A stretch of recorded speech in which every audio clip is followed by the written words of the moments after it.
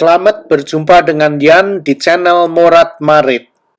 Kali ini aku ngoceh di tempat parkir sambil nunggu istri belanja. Tanpa aku edit, langsung diupload ke YouTube. Seperti inilah hasilnya. Semoga terhibur. Halo Indonesia, selamat pagi, siang, sore. Aku mau ngevlog di parking lot daripada jalan-jalan di supermarket nunggu istri ya. Lebih baik di parking lot ngoceh agar kalian bangun pagi nanti bisa mempunyai sesuatu untuk menemani kalian ya. Bisa nonton vlog aku dengan cerita-cerita yang morat marit ya. Kali ini aku akan menceritakan tentang perkawinan antara hubungan dengan kekeluargaan yang masih dekat itu gimana ya menurut kalian? Banyak loh orang-orang di dunia ini yang kawin dengan kemenaannya sendiri. Nah itu gimana? Menurut kalian oke apa enggak oke? Ada mungkin karena ya misalkan kita merantau keluar ya, tinggal di negara orang, terus kita punya grup bangsa kita tuh hanya sedikit ya. Akhirnya mau kawin dengan bangsa lain mungkin nggak cocok ya. Terus akhirnya kita itu melegalkan, menghalalkan kawin dengan saudara dekat kita, dengan kemenaan misalkan atau dengan sepupu kita gitu. Menurut kalian gimana itu ya? Apakah itu diperbolehkan ya? Nah, aku akan taruh di mana ini supaya nggak capek tangan aku begini terus, ini capek ini nanti. Nah, aku akan taruhkan di sini ya supaya aku nggak kecapean memegang ini. Nah, itulah. Menurut kalian gimana? Aku mempunyai kenalan atau boleh katakan teman gitu ya, yang kawin dengan kemenaan sendiri, masih saudara dekat gitu. Akhirnya kalian tahu nggak, anaknya mengong semua. Anaknya gimana ya, nggak ada kecacatan mental mungkin, atau ada saja itu. Maka itu tidak diperbolehkan manusia kalau menikah dengan saudara yang masih terlalu dekat, nggak boleh itu. Tapi hal seperti ini memang dilarang ya dengan apa ya, dengan society kita itu tidak membenarkan. Tapi itu bukan satu halangan untuk orang tidak menikah dengan saudara dekat. Banyak orang yang seperti itu mengambil resiko. Nah, kemarin aku baru melepas video yang aku baru upload kemarin itu tentang itu pensiun masih muda. Terus orang generasi sekarang ini banyak yang menikah tapi mereka itu tidak mau mempunyai anak. Itu juga hal yang lagi tren di sini ya. Anak muda sekarang tidak mau mempunyai anak karena membesarkan anak itu mahal. Selain ribet, mahal sekali. Terus bukan hanya mahal juga ya, tapi menimbulkan drama yang baru lagi. Jadi kita dengan istri kita aja kadang sangat sulit untuk membuat satu relationship yang baik. Banyakan ya recok, nggak cocok, yang istri saya begini, suami saya begini. Jadi banyak yang nggak cocok. Hanya yang 1% orang di dunia ini yang mempunyai teman hidup yang cocok, mempunyai jodoh yang cocok, atau katakan soulmate. Nah itu dia, hanya 1% loh. Tapi kebanyakan itu recok semua. Seperti burung itu kalau siang hari cek berkelahi gitu ya, tapi kalau malam tinggal di sarangnya bersama gitu. Manusia juga seperti itu. Siang hari ribut-ribut, tapi malamnya kelonan mana. Nah terus apa lagi ya, aku mau cerita. Ini ceritanya ya apa yang ada di otak aku aja ya. Jadi mengenai kehidupan rumah tangga, orang memprioritaskan, oh iya dari dulu memang sudah diprogram, kita ini sudah dicuci otak kita dengan leluhur kita. Umur sekian kita harus kawin, umur sekian kita harus punya anak, umur sekian nanti orang tua kita memberi tekanan, membuat kita stres ya. Bicara ngomong ke anaknya, aku mau cucu, bikinkan saya cucu, gini-gini. Banyak sekali dramanya, membuat sehingga membuat orang stres. Maka itu aku tidak menyalahkan generasi muda yang tidak mau menikah. Aku nggak menyalahkan mereka ya. Dari dulu kita itu diprogram agar kita menikah. Banyak anak banyak rezeki, itu zaman dulu ya, kehidupan zaman dulu. Kalau petani ya memang harus mempunyai anak banyak agar banyak yang membantu untuk bekerja di ladang. Seperti itu, tapi dunianya sudah beda ya. Jadi banyak anak banyak rezeki itu sudah nggak musim lagi. Tapi kebanyakan ya memang seperti itu. Coba lihat aja negara, sebuah negara ya, kalau dia punya population, penduduknya banyak, ekonominya lebih lancar lagi, bisa berputar lebih banyak, lebih mudah cari hidup gitu ya. Coba lihat negara besar seperti China, India, di Indonesia juga ya, populasinya banyak, penduduknya banyak, sehingga walaupun stres-stresnya mengenai apa itu ya, moneter, krisis moneter atau dolar naik, mengenai ekonomi,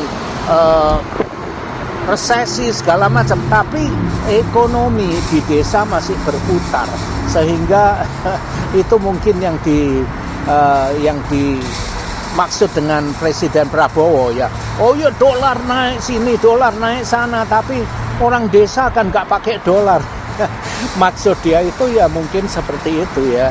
Ya memang kenyataannya ya memang betul, tapi kan tidak transparan. Di desa tidak terasa orang membicarakan dolar. Dolar apa?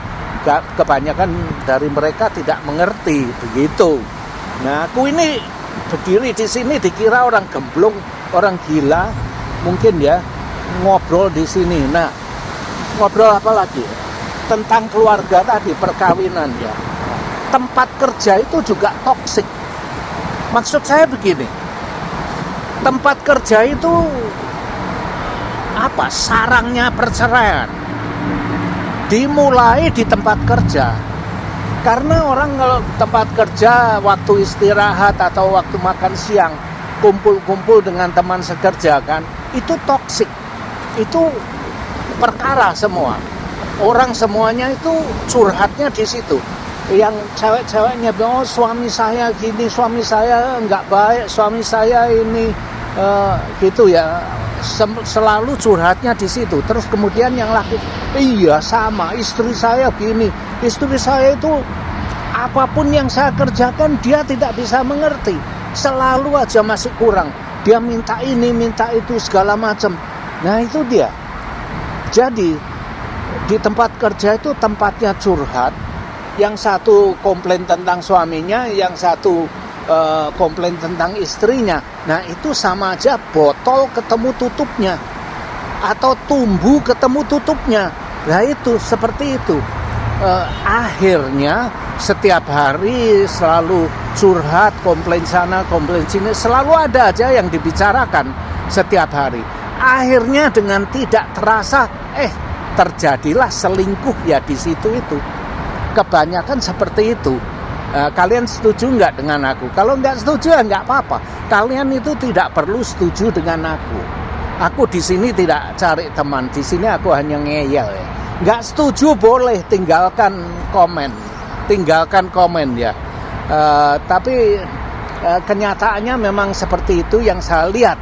Nah itu dia. Maka itu kalian kalau curhat itu hati-hati. Lama-lama nggak tahu bagaimana, tahu-tahu kalian sudah kelonan, sudah selingkuh. Nah itu dia. Maka itu berhati-hatilah. Di tempat kerja itu adalah sarangnya penyakit. Penyakit apa? Penyakit selingkuh itu tadi. Mulanya seperti itu.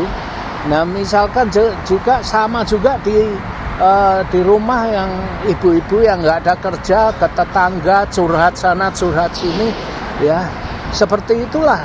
Akhirnya jadi selingkuhan tuh ya seperti itu. Nah terus apa lagi, mau bicara apa lagi ya? Di sini aku lagi nunggu istri, daripada nggak ada kerjaan aku ngeyel di sini terus nanti saya upload kan. Jadi begitu aku upload, kalian di sana sudah bangun pagi. Nah kalian bangun pagi sambil ngopi, dengar aku ngoceh di sini, aku temani kalian ngopi ya seperti ini. Nah inilah kehidupan di US ya. Saya anjurkan kalian harus simpen, nabung. Kebiasaan, biasakan diri kamu itu nabung. Nah, itu.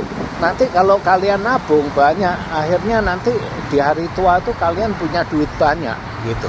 Jadi biar bisa pensiun di hari tua, tidak merepotkan anak, istri, anak, atau tidak merepotkan anak cucu. Jadi kalian tuh bisa lebih berdikari, lebih independen. Nah itulah sharing yang aku bagikan ke kalian. Aku sendiri dulu waktu sebelum kawin aku royal aku habiskan semua. Tapi setelah itu aku belajar dari kesalahan, nyimpen. Aku nabung duit terus aku lupakan. Aku suruh otomatis direct deposit. Jadi begitu aku gajian itu direct deposit ke bank account aku, rekening bank aku. Langsung deposit ke account aku, terus kemudian di situ langsung dipotong, diambil sekian persen, diinvestkan ke saham. Nah, jadi uang yang aku investkan ke saham itu aku tidak tahu sudah hilang. Yang aku tahu hanya uang yang ada di bank itu. Jadi sudah diambil, maka itu aku lupakan. Aku tidak aku utik-utik lagi. Sekali-kali lah aku cek gitu ya. Nggak pernah aku ambil. Sampai kemudian 30 tahun lagi, 30 tahun kemudian sewaktu aku pensiun baru aku lihat, wow, akhirnya aku punya duit dari mana ini? Ya itu duit dari Tuhan ya. Jangan insya Allah Tuhannya yang disuruh kerja kalian malas-malasan. Enggak, kalian harus nabung agar meringankan Tuhan. Itu bukan Tuhannya yang kita suruh kerja. Nah itu dia. Kalian mau minta itu atau ngemis ya, kalian ngasih donasi ke setahun sekali ke orang, donasinya hanya segitu aja, tapi minta Tuhan mudah-mudahan saya masuk di surga. Tai kucing lah, kamu hanya itu donasi sedikit aja minta masuk ke surga. Itu gendengan sepur itu banyak orangnya seperti itu. Jangan percaya dengan aku ya, kalian lihat sendiri, banyak orang seperti itu, nyumbang donasi sekali setahun, tapi mintanya masuk surga. Waduh, mintanya lipat-lipat lebih banyak itu gendengan sepur. Oke, mungkin sudah 8 menit, sampai di sini dulu. Terima kasih, see you, ciao. Selamat ngopi, selamat pagi, selamat bangun tidur ya. Bye.